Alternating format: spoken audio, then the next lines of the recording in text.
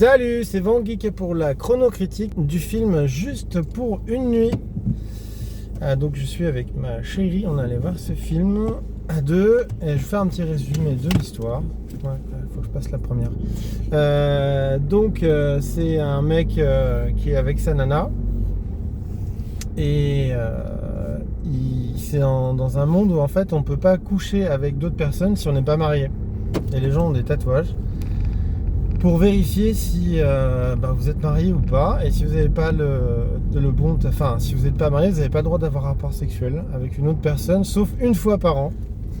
Et donc c'est un mec qui a une pizzeria qui est en couple, et sa copine lui dit je veux aller, il n'est pas marié mais il est en couple, je veux coucher avec notre voisin. Et lui il est un peu dégoûté parce qu'il a demandé en mariage. Et donc il va aller un peu partout dans New York, c'est New York ? New York. Ouais, dans New York, pour essayer de trouver une partenaire pour faire comme elle. Et il y a une autre nana qui est très mignonne d'ailleurs, qui a une très jolie robe, d'ailleurs on la voit sur l'affiche verte, qui elle est chanteuse et essaye de trouver entre guillemets un partenaire pour un soir, mais elle a envie d'avoir pas juste une petite histoire de cul entre guillemets. Non, c'est juste pour du long terme. Elle a envie de coucher avec quelqu'un, mais d'avoir une connexion et pas juste de coucher quoi. Et ils vont se croiser, et est-ce qu'ils vont finir ensemble ou pas, voilà, c'est tout le suspense du film. Donc là c'est en résumé le film, et après je vais vous dire ce que j'en pense, et après je vous dirai partie spoil ce qui va se passer. Donc moi j'ai bien aimé, c'est assez rigolo, le concept est sympa, la BO est plutôt cool, les acteurs sont bons, je trouve que l'actrice a quand même vachement plus de charisme et de charme que l'acteur, même si l'acteur principal est plutôt mignon et il a beaucoup de charme, mais moins que l'actrice je trouve perso. Et c'est plutôt sympathique, il y a beaucoup de situations comiques, ça tourne beaucoup autour du sexe, mais en fait c'est pas un film du tout sur le sexe. Et voilà. Et autrement, t'en as pensé quoi, toi, chérie ? Moi, c'était super. Franchement, j'ai adoré. L'actrice, beaucoup plus que l'acteur principal. Mais voilà. C'était génial. Ouais, moi j'ai bien aimé. C'est un bon petit film. On a l'impression qu'on va pas être surpris. Je spoil plus, voilà. J'arrête de parler sur la fin. Oui, dis pas plus. Et donc maintenant, je parle de la partie spoil. Donc on recommence l'histoire. Donc c'est dans un monde où on n'a pas le droit d'avoir de rapport sexuel avec n'importe qui, sauf une fois par an. Parce qu'on peut coucher avec d'autres personnes que si on est marié. Hors mariage, c'est interdit. Et 7 soirées par an, donc tout le monde peut se lâcher. Et c'est la grande orgie générale partout. Tout le monde fait l'amour, mais il faut mettre des préservatifs. Donc tout le long du film, il y a une espèce de course aux préservatifs aussi.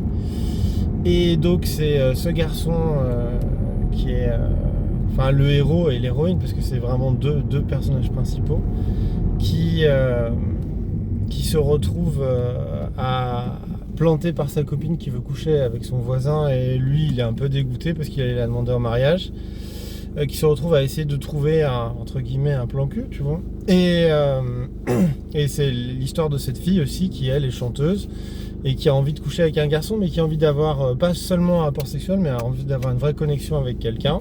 Une relation durable. Ouais, une relation, oui, enfin même si elle couche avec quelqu'un, elle veut que ce soit plus que juste du sexe. Elle a vraiment envie d'avoir une vraie émotion, pas juste de coucher, et voilà. Et donc c'est leur histoire chacun de leur côté, et ils se croisent, et est-ce qu'ils vont terminer ensemble ? Et là je vais pouvoir vous raconter un peu plus le film. Donc lui il part de son côté, elle part de son côté. Comment ils se retrouvent d'ailleurs ? La première fois ils se rentrent dedans, et il a un peu envie de vomir, et donc après ils se séparent, après ils partent chacun de leur côté. Et ils se retrouvent à chaque fois, ils se croisent quoi, en fait ça fait parallèle. Ils se croisent, ils se perdent, ils se recroisent. Elle craque sur un mec qui s'avère être un escroc, et qui a pas le droit de coucher avec plein de gens parce qu'il a couché avec plein de gens hors mariage, donc il est poursuivi par la justice.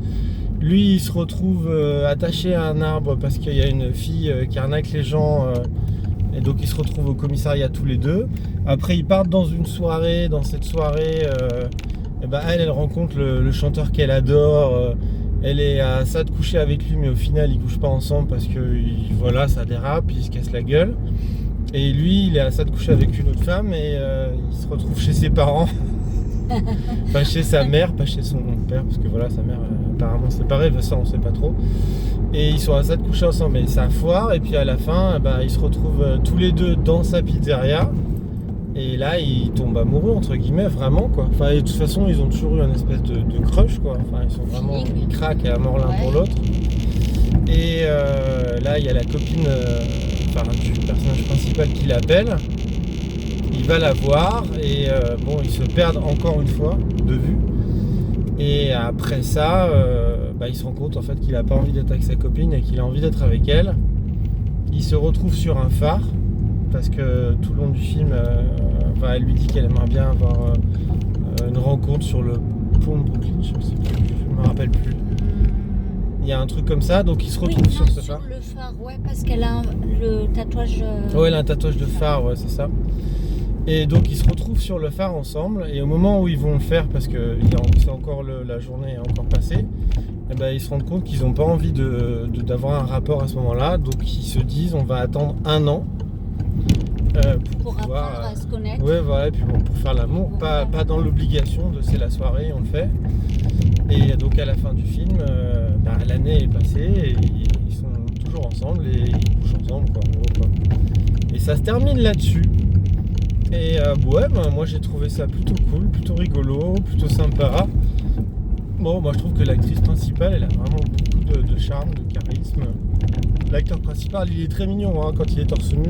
Il est mignon, il est craquant, voilà. Il est sympathique. Mais je trouve qu'il y a elle dégage plus. Ouais, elle a plus de charme. Non, mais t'as raison, elle a beaucoup plus de charme que lui. Et il y a même certains acteurs masculins qui ont, je trouve, même plus mignons que lui dans le film. Franchement, oui. Ouais, il y en a le blond là qui est escroc là, qui fait de la moto. Attends, il dépote. Hein. Il dépote. Et il chante bien. Eux, ils chantent bien, même mieux que le chanteur. Même que le chanteur, bizarrement, je trouve. Ouais, non, mais c'est je trouve clair. qu'il a plus de charme. Bien vu. Moi, je trouve que c'est un bon petit film. Je vous le recommande. Il n'y a pas énormément de comédie sentimentale. Là, il passe encore, mais il va pas passer longtemps parce que je pense que pas trop de monde allait le voir. Et je sais pas si ça deviendra un classique, mais bon, dans le genre, c'est plutôt sympa. Moi, je trouve que c'est génial. Ouais. Et voilà. je le conseille. Moi, je le conseille pour aller en couple. Ouais. Oui, c'est un film à aller voir en couple très sympa. Ouais. C'est assez ça peut rapprocher les couples aussi. Ouais, un peu. Donc voilà. Bon, c'était la critique de Van Geek pour Juste un soir, c'est ça? Ouais. Voilà. Juste une nuit. Juste une nuit. Putain, je me rappelle plus du nom du film. Je crois que c'est juste une nuit. Ouais. Bon voilà. Juste un soir. Allez, bonne soirée. Pour ceux qui sont en couple ou pas. Ciao.